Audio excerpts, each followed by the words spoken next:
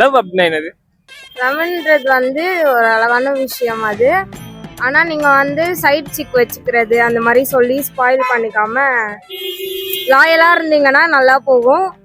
நீங்க ஏதாச்சும் சில்மிஷம் வேலை பண்ணீங்கன்னா அந்த சில்மிஷம்னா என்னது? சைட் சிக்னா என்னது? சில்மிஷம்னா என்னது? சைட் சிக்னா இப்போ ஒரு பொண்ணு இருக்கும் போது இன்னொரு பொண்ணு கிட்ட போறது ஜஸ்ட் லஸ்ட்காக.